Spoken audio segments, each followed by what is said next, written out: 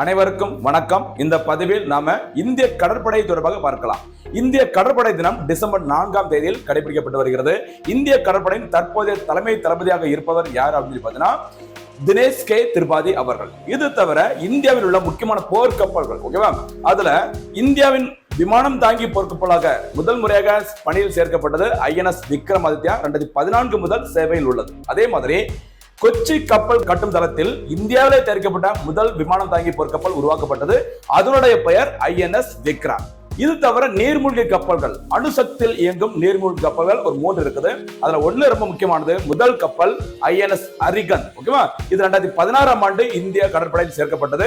அதே மாதிரி INS அரிகாட் என்பது 2024ஆம் ஆண்டும் அடுத்ததாக புதிதாக உருவாக்கப்பட்டு வரும் INS அரிதமானும் அடுத்ததாக இந்திய கடற்படையில் சேர்க்கப்பட உள்ள இந்தியாவின் அணுசக்தியில் இயங்கும் நீர்மூழ்கி கப்பல்கள். இது தவிர INS Nilgiri, INS Surat, INS Buxar ஆகிய போர்க்கப்பல்களும் இந்தியாவிற்காக ரெடி ஆகி உள்ளது.